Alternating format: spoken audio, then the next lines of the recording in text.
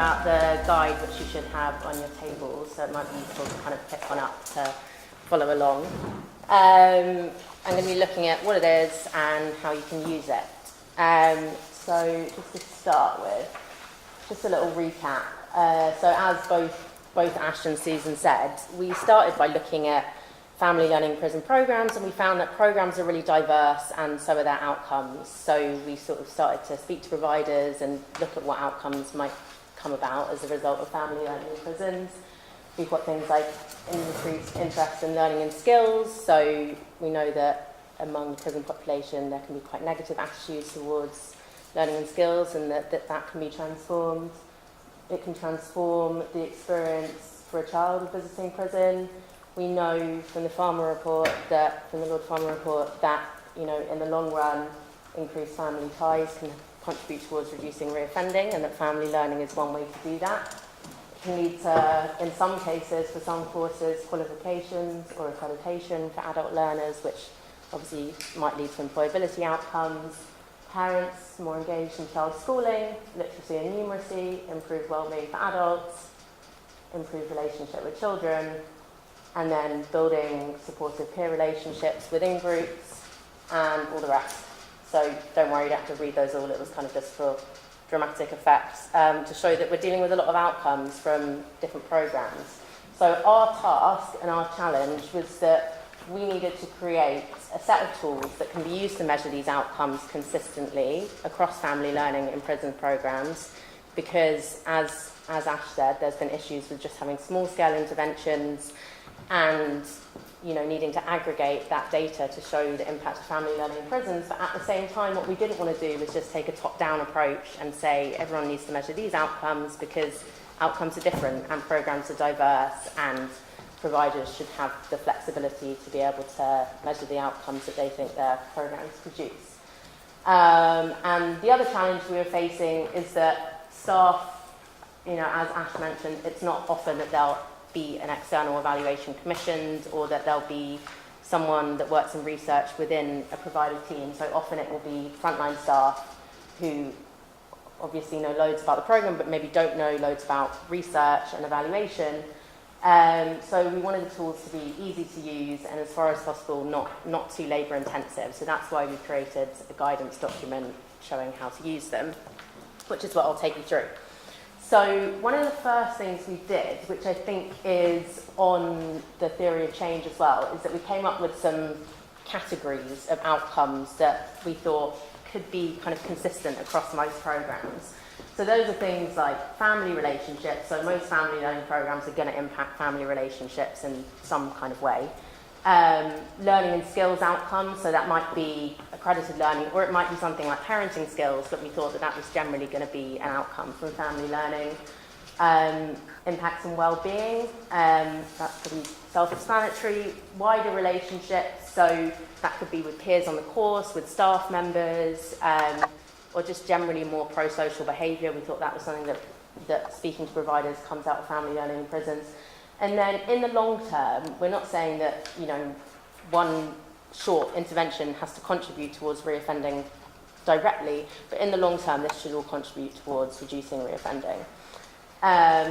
So we thought that most of our outcomes could be categorised into these kind of wider domains. Right.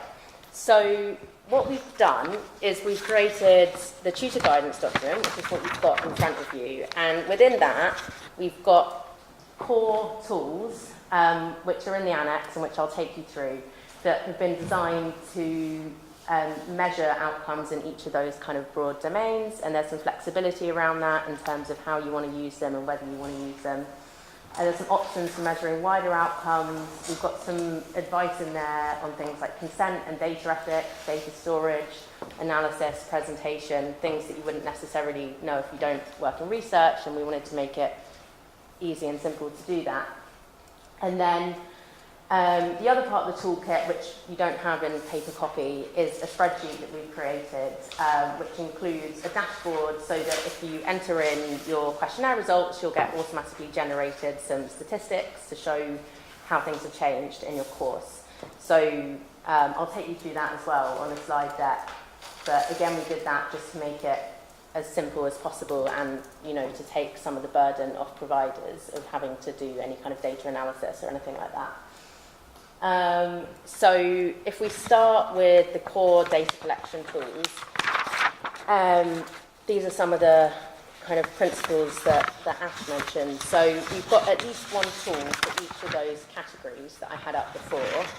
And we've got a mixture of quantitative tools, so things that can be quantified into kind of statistics and numbers, and qualitative tools. And we've tried to do, where possible, data from multiple perspectives, and to make it flexible and broad enough to apply to most family learning programs, regardless of the specific activity or size.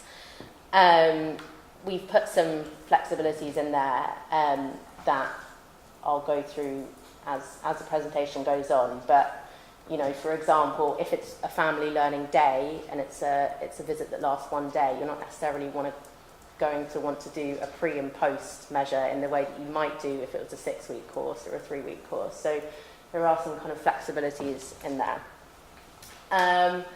So the tools are, the core tools, we've designed a self-completion questionnaire for the offender learner, and that's something that can be used pre and post program and will give you an idea of distance travelled, a feedback form for tutors, a feedback form for other staff members, and then we've suggested using learner progression data and incident log data as measures, and we've also done some optional tools for family members. We found that for some interventions it wasn't appropriate to interact with family members in that way, but for some interventions that did have better relationship with children or with accompanying adults, they wanted a way to collect data from them. So we've done that too.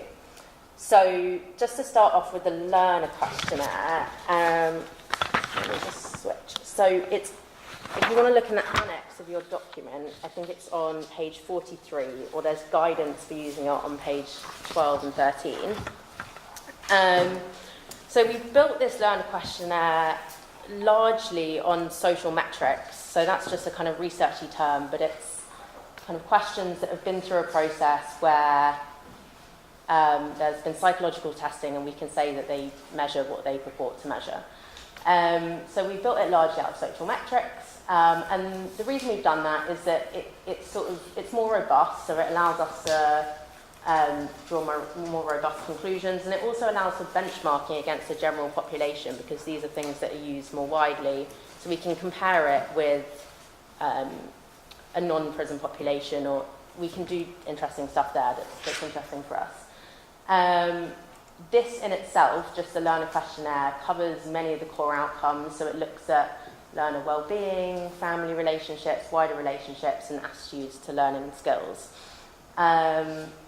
It's pretty easy to analyse because we've got our spreadsheet, and when you type it in to our spreadsheet, it will automatically generate results for you, so that's quite an easy thing to use, and will give you results that you can extrapolate for reporting or for commissioning, for commissioners and governors. It's quantitative results that are easy to collate. So when we have your results from the learner questionnaire, we can easily aggregate that with other providers and build that evidence base that we've been talking about. And we've also got some qualitative stuff in there that should be helpful. So I'll take you through it. The first section is something called the Short Warwick and Edinburgh Wellbeing. Probably most of you will have either filled one in or recognised it from somewhere, because it's a pretty widely used tool to measure well-being. It's undergone a lot of testing, including within a prison context, so we thought that was quite a simple and easy way to measure that outcome. So that would be completed pre and post programme. The second bit is, what is the second bit? Oh yeah, so this comes from something called the Kansas Parental Satisfaction Scale, and it's also undergone testing and testing in a prison context. It's only going to be relevant if the learner has a child, but it's a good kind of broad measure of relationship and satisfaction with relationship with your child. Next, we have got a section on support networks. we found that, I think Ash mentioned this, but a lot of the pre-existing metrics for support, social support and support networks weren't appropriate because they talked about things like neighbours and frequency of contacts and things that can be obviously really impacted by being in prison. So we came up with our own that we based off them but kind of tweaked so that they're appropriate for a prison context. And then we've got something that we self-designed around attitudes towards learning and skills, which is just a tick box, and also includes, if they do have a child, their feeling of being able to support their child with their education. So that's something quite key in family learning. So that's something we wanted to measure. And then at the end, this is the only bit that differs between the pre-questionnaire and the post-questionnaire. We've got some qualitative questions. So at the beginning, we're asking them what they want to gain from the course and any issues they might be struggling with. And towards the end, we're asking about whether they feel like they've achieved their goals and, you know, areas for improvement for the program. So that's the offender learner questionnaire. So when should I give the questionnaire to the learners? So at the start of the course, before any learning begins, and after the course ends, and this will measure distance travelled. So the idea with that is that you're looking at change over time. So we know that family learning interventions happen within a kind of complex circumstances where there might be other interventions going on at the same time. So learners' starting points might be different, but by measuring before and after, we should be able to kind of isolate the impact of the family learning. And what we're looking at is the difference. So it doesn't matter if someone goes from very low well-being to slightly less low well-being, we're seeing an improvement there. So it's less about, it's about the difference between the pre and post. If the course is less than 1 week, however, we don't recommend doing it pre and post because we think it's just too smaller amount of time. So for something like a family learning day, you might want to do it after just to get a snapshot of your learners, but it's probably not worth using it pre and post. How should the learner complete the questionnaire? So if possible, with minimal input from the tutor or the provider staff, but where someone has learning disabilities or ESOL needs, they might need that support in order to fill it in. We've also got digital versions of this, so that if that's easier for anyone, we have that. And how should I explain the purpose of the questionnaire? I think this is really key, and this came up with a lot of the prisons and providers that we spoke to. It makes complete sense that learners that are within prison might be cautious about giving this information to you, particularly because it's personal information. And we had kind of difficulty here because we didn't want to make it intrusive. And if I think about previous iterations, they probably were too intrusive, and we've refined it and we've scaled it back so that as far as possible, it doesn't seem too intrusive, because particularly at the beginning of the course, before any learning start, before you've built a relationship with that person, it's difficult to ask these kind of questions. But at the same time, the outcomes that we're looking at are inherently personal, so we needed to ask some of these things. I think it's really important to explain the confidentiality, anonymity, and its limits to the learners, and also to let them know that participation is voluntary, so people can't be forced to participate in research or evaluation. So that is really important. But in order to give them a kind of informed opportunity to participate, it's important to let them know that the questionnaire is not an assessment of them, which I think can be a misunderstanding, that it's about assessing the course and looking to improve the course as a whole and looking at the value of family learning as a whole. It's not going to go down on their record, it's not going to go beyond the provider, and it's not going to, in any way form a judgment on their progress. Other tools and measures that we've got, these are pretty straightforward, but we've got a qualitative feedback form for the tutor. This is stuff that normally tutors will already be thinking about and probably writing down, but it's just a more systematic way to do it. And it asks the tutor to reflect on the learner's progress. The other thing that we've done is create a feedback form for an additional staff member.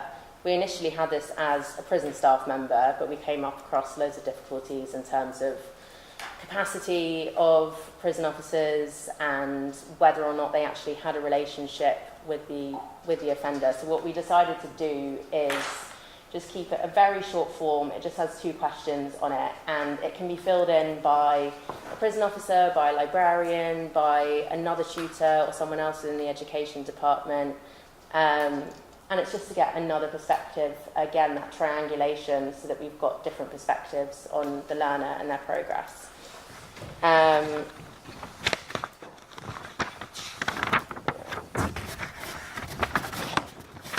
These are 2 other measures. I'll start with the learner progression data. So in terms of the impact that family learning could have on learning and skills, we thought it'd be interesting to look at progression onto other learning courses after completion of the family learning course. So for most providers, they have access to this on the PNOMIS system, from what we can tell, but let me know if that's not true.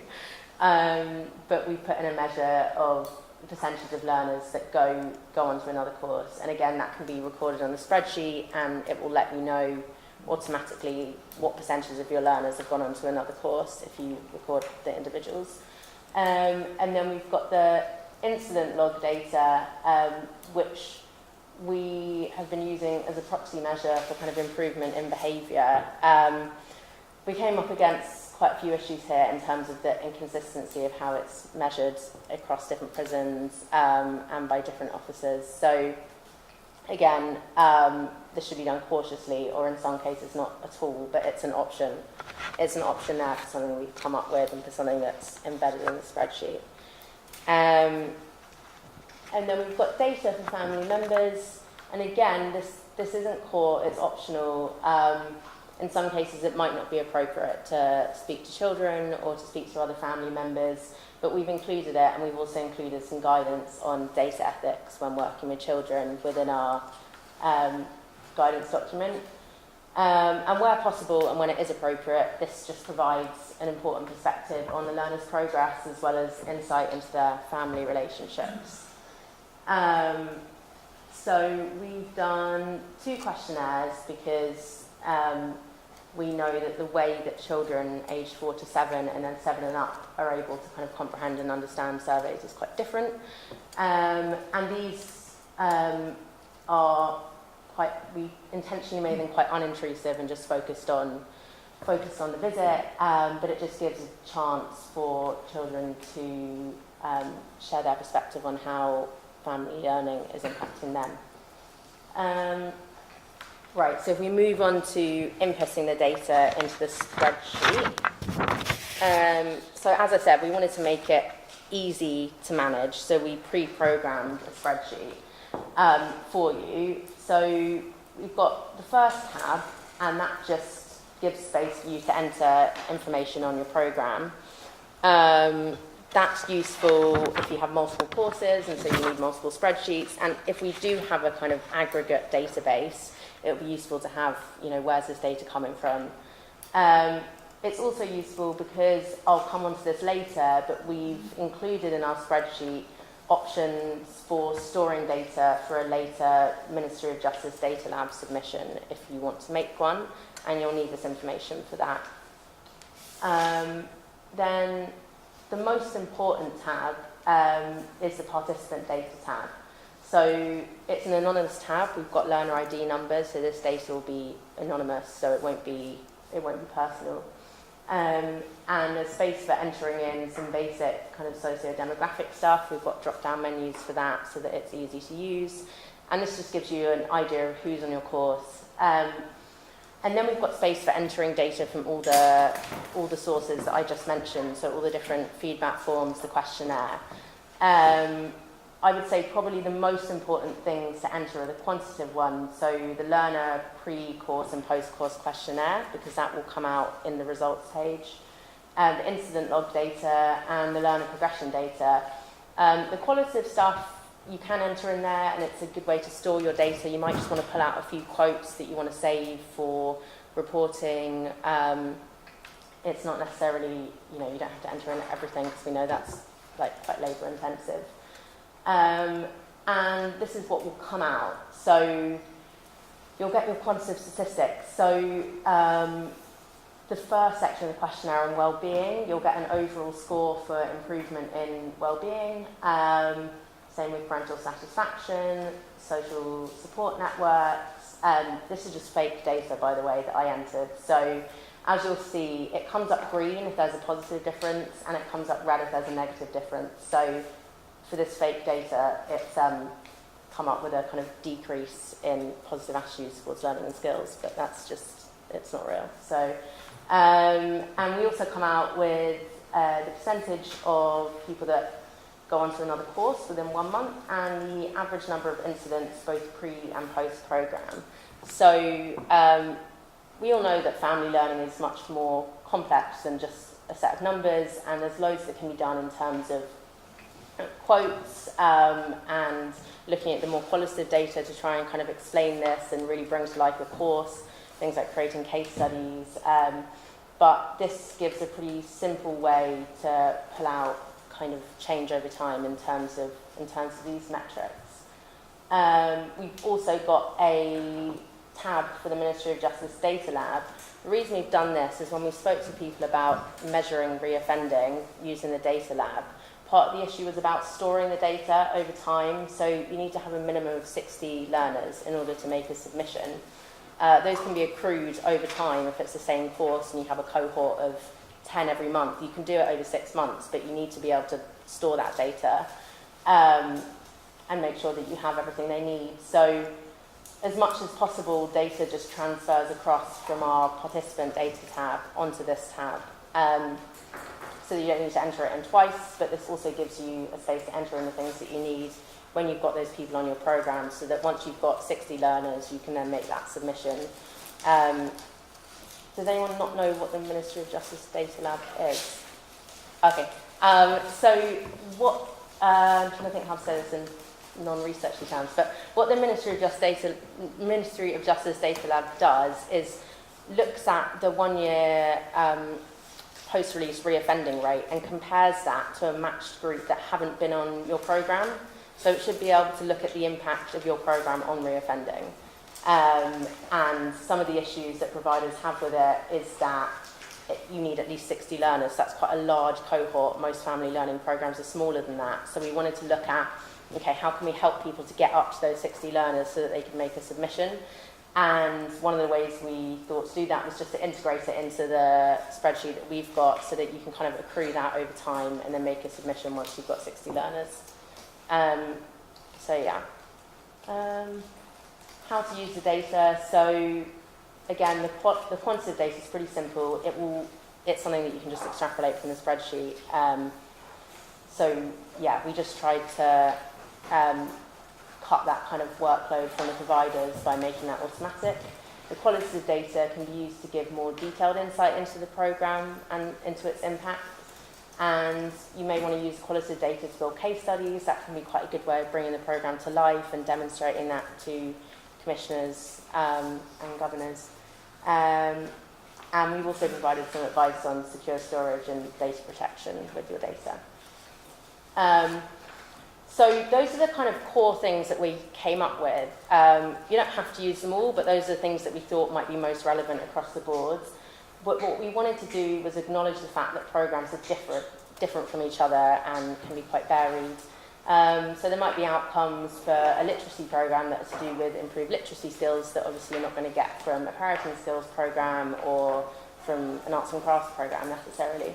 So what we did was add in some additional measures to capture outcomes and some other kind of suggested outcomes, and that sits in the back of our resource. I can't remember what page it is now. I think it's page 69, so it's Annex 11. And we've got a table there which just sets out, it's not meant to be comprehensive, but it's much more comprehensive than the core tools, a kind of different range of outcomes that might be more specific to your program. So we've got the outcome categories, and then we look at who changes, how do they change, and we've suggested some different tools and measures that you might want to use to capture that. So if we go through an example, so a provider works closely with offenders' children in the community as well as running a family learning program within the prison. They want to gain more extensive evidence of the impact of the program on child's attitudes towards learning. So they use the child questionnaire that we've given them, but they don't think that's enough because for their programme they think there's more of an impact there that they want to capture. So they could use the table, find that, and we've suggested doing a family interview, and we've also suggested feedback from the child's school, which we know there are loads of problems with, but in some cases that might be feasible and appropriate. So that's one example. I've got another example. A provider runs a parenting programme which includes family learning visits. They're writing an annual report on the programme for a governor commissioner. They use the core tools but feel they don't showcase the impact of the programme in full. And during visits, tutors have noticed a dramatic change in the way offenders interact with their children. So they use the table and they want to measure, they want to demonstrate the kind of change in the way that offenders and their children interact. They notice more purposeful play and different kind of learning embedded into their interaction. And so we've suggested different tools that you could use to measure that. So yeah, what I wanted to do, we can do questions first, but is a practice round where I'll hand out different kind of types of interventions and we look at how we could use the tools to measure them. Yeah. I've got a couple of questions. You said use the table. I couldn't really get how you use the table. So, okay. You go to the section, when you go back one slide, don't mind? You go to evidence of change, is that where you look? So what I would probably do is, say you've got an outcome and it's that you're noticing there's a change in the activities that families do together. I would look within the outcome domain, so it's obviously a family relationships outcome, so you'd probably look there and see if it's something we've got and if we've suggested measures for it, and if we have, we will have suggested kind of when to use them. Okay, and then when you go through this, so for example, the additional staff feedback is, a narrative. Are you saying that's only qualitative? You've not made it quantitative at all, as in you haven't made it like if it's positive or negative, so how many positive comments have been made or how many negative comments have been made? No, we haven't. Is that something that you... No, I just thought that it's an easy way to see whether you tick the box to see if it's a positive comment. So I'm biased because I'm mainly a qualitative researcher. Quantitative results are great, and they're great for aggregation in particular. So it would be very difficult to aggregate qualitative feedback from all family learning prisons into one database to say this is what family learning does, because it's just more nuanced and more complex than that. But what qualitative stuff can do is really kind of contextualize and bring to life an intervention and just demonstrate the kind of complexity of it. So it might be that a learner's, on an individual level, like a learner's well-being has decreased. Well, when we put that into the aggregate kind of quantitative evidence base, it will kind of come out in the wash, like, there's individual drop-offs. But the kind of qualitative feedback can really kind of highlight the complexity of like why that might be. There might have been some external thing that intervened there, and so we've done the learner questionnaire as quantitative because it's probably, data from the learner themselves is probably the thing you most want to focus on, and that's yes, Susan. I was just going to say one of the reasons that we've done the qualitative route in terms of the staff observations, etc., is because we have got something that is not subjective, which is the incident log data. So if you're saying that at the beginning and the end of a period, the number of incidents that were recorded over that time has lessened, and that's actually quite a powerful quantitative measure. So we didn't want to mess up. We didn't think we needed an extra quantitative measure for the staff perceptions, because that's actually much more difficult and much more subjective. But I think what we're looking at here in this toolkit is what Ash was talking about, is about triangulation. It's about looking at what information, what data can we get to strengthen our case for this had made a difference, and it comes from many different directions and many different forums. So I think what Ricky's saying now, that qualitative is useful, It is useful, and it's useful in a different way, but not subject to the same quantitative analysis. Sorry. I'm going to pile in here as well. The other thing is the scale of it. So over a couple of years, you might have 60, 70 learners. You can do quantitative stuff with it. Over a couple of years, you might have 3, maybe 4 tutors living the course. Even if you can quantify that, you can't draw anything from it. So for that particular group, qualitative measures are much better. We've got the learning records, we've got the quant stuff from the learners themselves. Good. Question, thank you. Anyone else? We've also got the issue of churn with prisoners, Mm. which certainly where I'm working is a massive issue. And for me, I think there's a lot of it, I think it's great. For me, there's still something before we get to the point of having a group, giving them those questionnaires. It's the kind of how you get there. But it's what goes before the recruitment into these programs. I was wondering if that sort of, so the way that I see this questionnaire working would be to wrap around the kind of family learning element. So I was wondering whether that kind of fit with what you were saying earlier around needing interventions before you get to that point, and whether for you it might be something that wouldn't come at the beginning of the intervention but might wrap around, for example, a parenting course that comes later on. Yeah, and I think it's understanding where individual prisoners are coming from. Yeah. And I think about children's services, whether we've got child protection, a lot of children in care proceedings, a lot of things like restraining orders and things, which is also quite complicating. And I think it's about kind of understanding where individuals are at in coming and what their expectations are coming to the programme as well. So I think it's about knowing your cohort almost before you get to the point of actually getting them into a room and getting them onto a course. But I'd say against that you've also got quite a churn. So we've got a lot of prisoners on remand who might engage very well with us, but very, very briefly and they're gone. And that's quite an issue.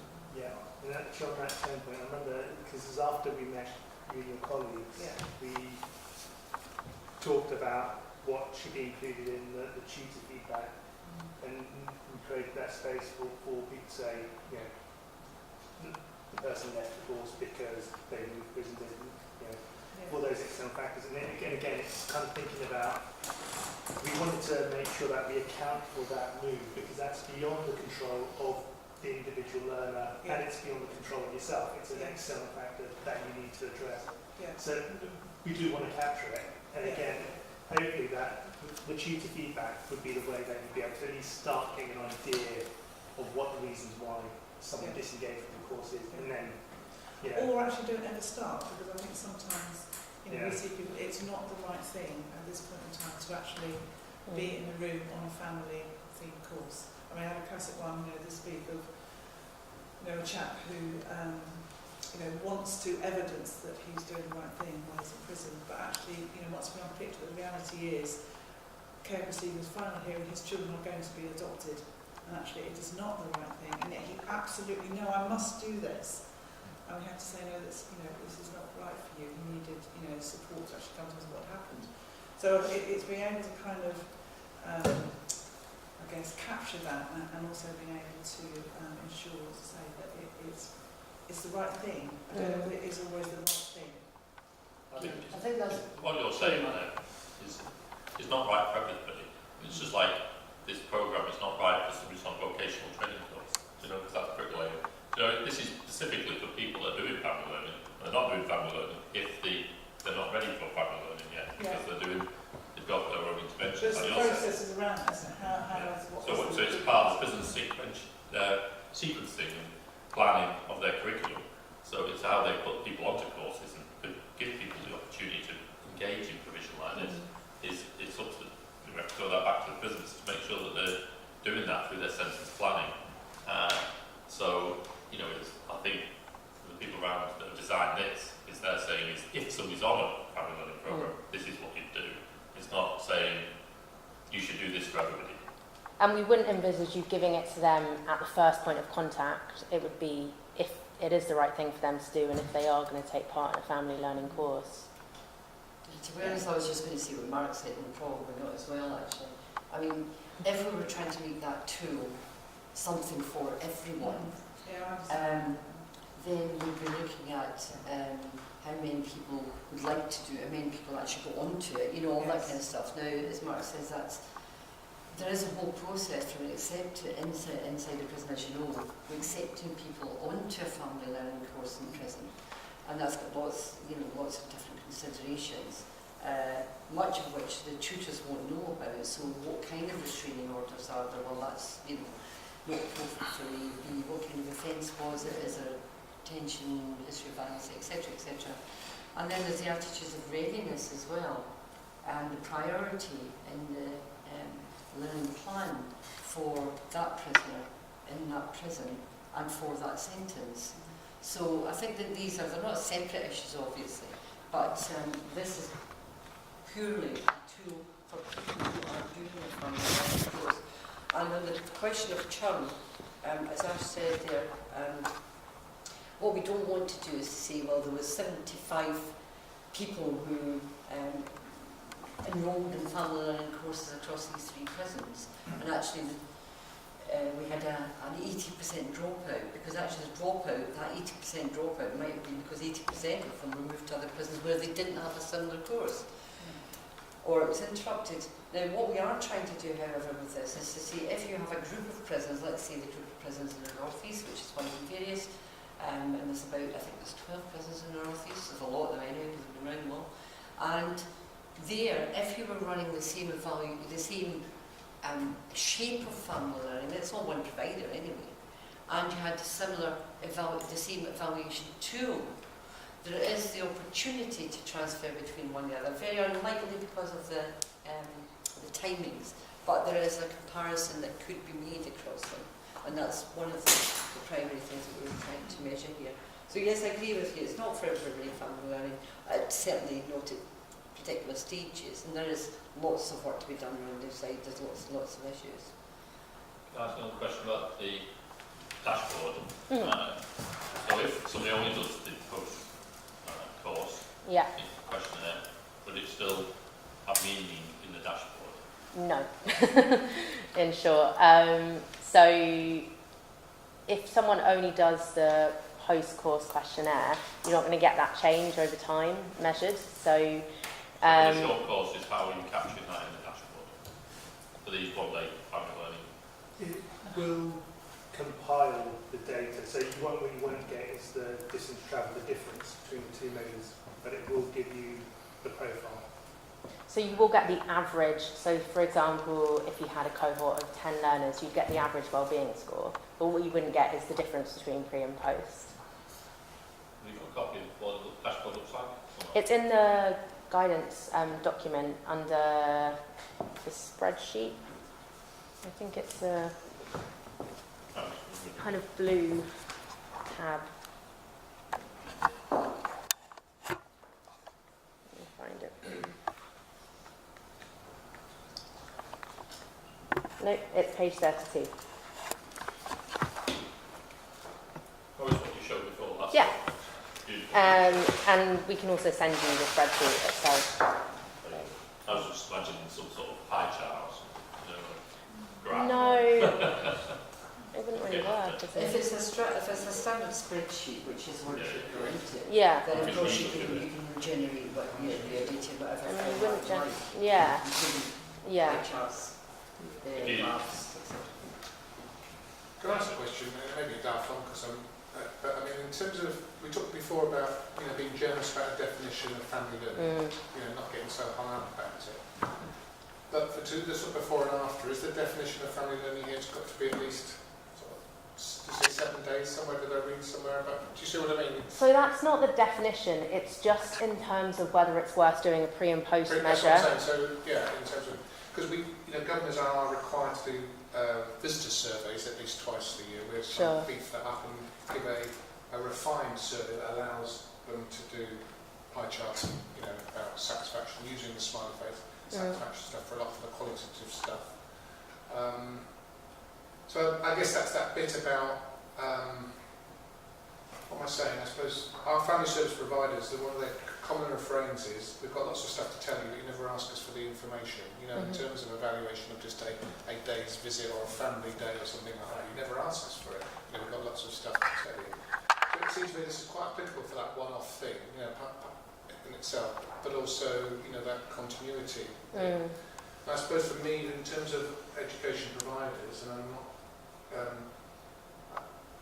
we're not into this business of mandating, but I guess again it's that bit, if you're getting together with family providers, education providers, key people in the establishment, about if you're asking for something under the family learning umbrella, you've got to have this conversation as well, isn't it, how you're going to evaluate. And I guess, so I'm guessing, but I hope I'm making sense, but a lot of the family service providers we would say we've got an evaluation tool accordingly, they would automatically evaluate. But, so I'm just openly just sort of saying, I guess you'd leave it to that discussion, would you? Because that's the common frame. I think every family service provider would be able to evaluate what they're doing and to be able to give you a report or something. Does that kind of make sense? Well, it means part of the conversations to when you looked at what people were producing for the reports in short courses, no, we're not just talking about 1 day, we're talking about many days, and actually even any family learning course. The vast majority of them were of the ilk of, was it something that you liked? Was it something that was useful? Did you like it? It wasn't really looking at outcomes, whether short in any sense, not intermediate, not long, but not even short. So what I would say, please correct me, and in fact actually you two should probably learn this better than me, in terms of a one-day intervention, you're not expecting that a one-day intervention, playing together, etc., is going to make any substantial long-term impact. However, personally, I think it could have a short-term impact. So, let's say you had a good time at family around day, the parent, the prisoner, is, oh, actually, that was really good, maybe I should do more about that. Is that then the stimulus for signing up to or planning to be taking a family learning course, which would give a more sustained impact? So there certainly could be some. If you were looking at should a provider use this, not before and after, not necessarily, because you're going to get a very small percentage, you're really going to go and get onto a family learning course. But as Rick was saying, you can get a sort of snapshot of this is encouraging, because it's got tools there to see that the children can use, as tools there that the adults can use. And if you wanted a snapshot evaluation, you could use some of them, but you just wouldn't get the before and after statistics.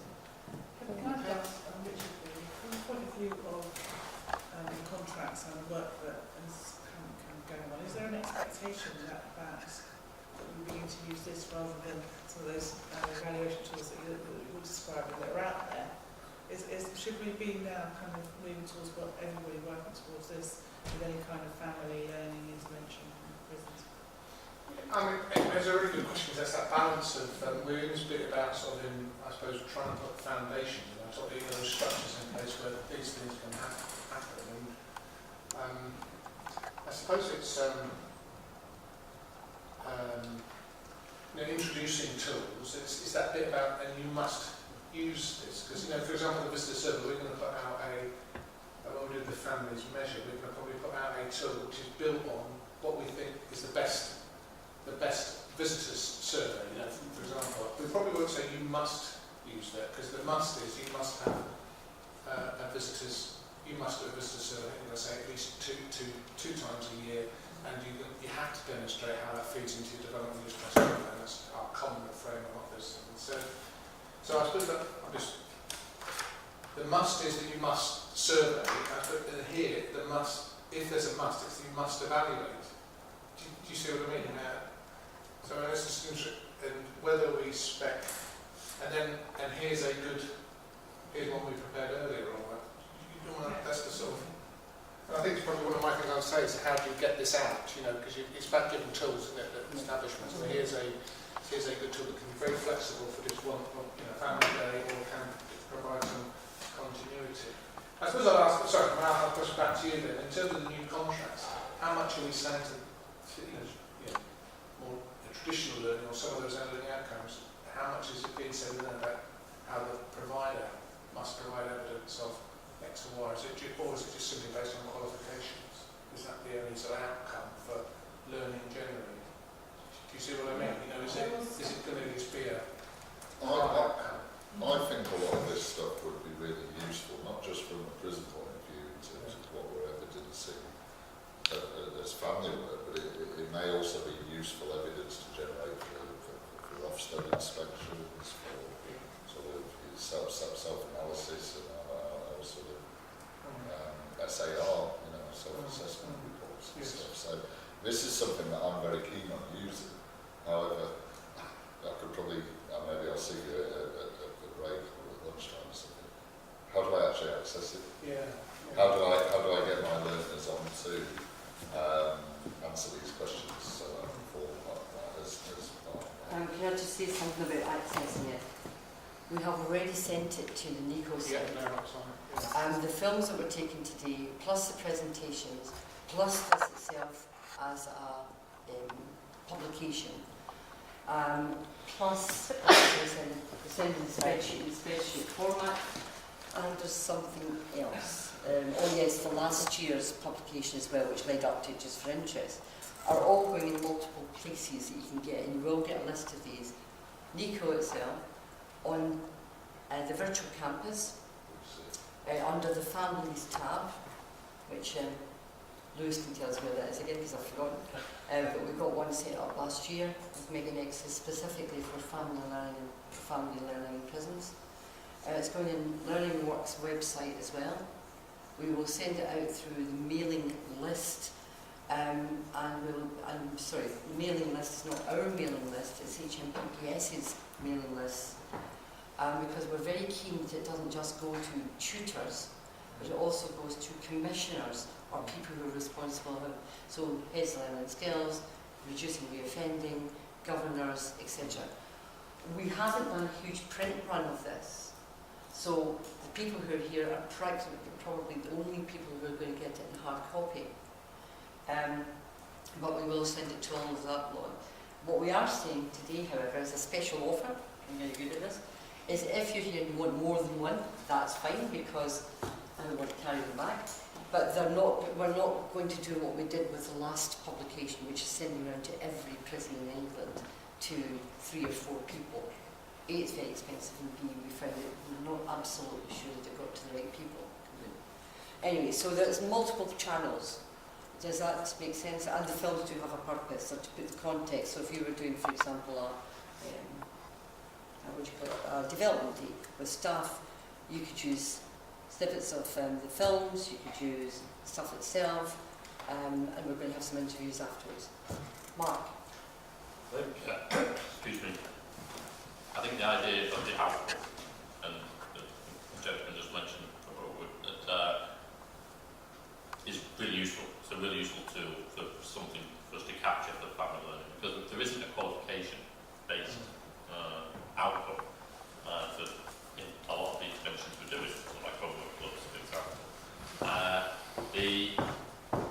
Currently, we try and find an output, and we try and find our own. So, for example, one of the techniques we use is that we set people targets at the beginning of the course, and then at the end of the course, we measure whether they've achieved those targets. And then we can then see whether there's been an outcome based on the provision that we've provided. So we always want to, like we said, we want to always capture evidence for Ofsted, for our own contracts, and for planning and curriculum to see whether things are worthwhile. So this is going to be really, really useful. My question back to you is, I can see you piloted it to create it, but have you piloted it now that it's been created? And have you got some outcome, like to say that it is actually being utilised in the way that we hope it's going to be utilised yet, or not? Well, the answer to that one, Mark, sorry, I'm just going to share it with you. Sorry.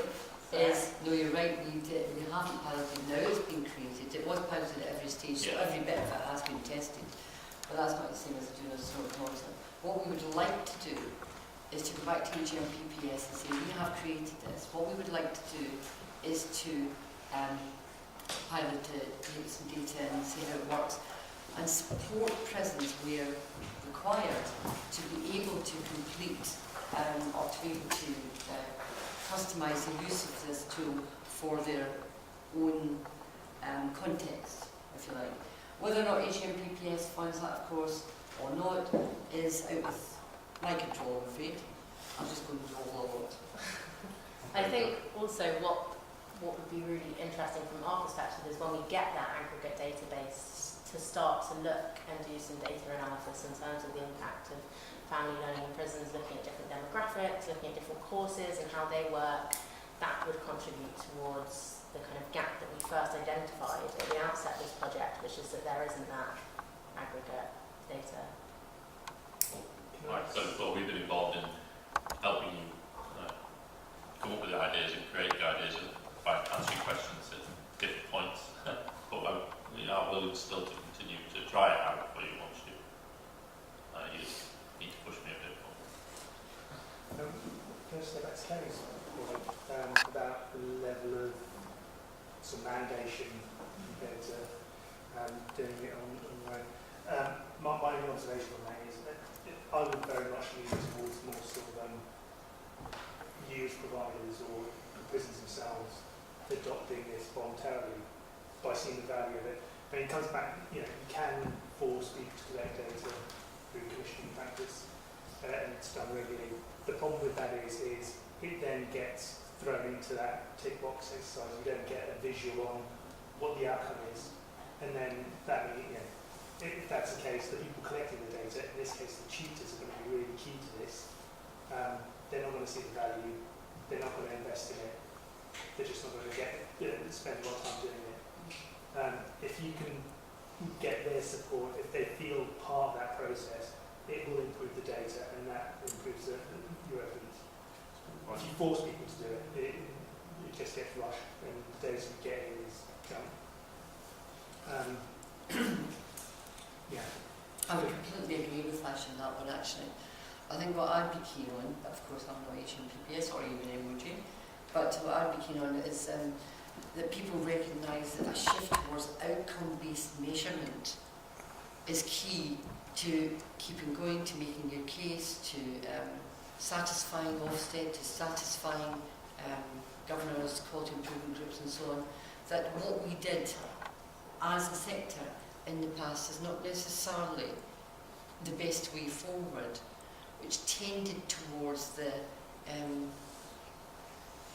less rigorous end of evaluation. Now, by that we don't mean that everyone's got to be quantitative, etc.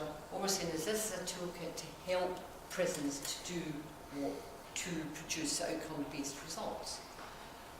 It's by no manner of means the only approach, and in this one you'll notice there's lots of flexibility. So if I was doing, for example, a really, really specific course on family art, for example, what could be further from something which is vocationally based? Family art or family cooking. Could I use this? Yes, I could. What outcomes would I be looking for? I'd be expecting that the family relationships would help, would be built up. I would be expecting that the well-being of the various stakeholders would improve, and I might just stick at that. I'd say, that's not bad. If I can show those two things, that's absolutely great. We're not expecting every course, at every point, for every stakeholder to show all these multiple benefits, because there's far too many of them. And I think that's... so if we shift towards an outcome-based approach, and these tools are part of the armoury that you have to be able to measure these outcome-based approaches, I think we'll have achieved what we set out to do.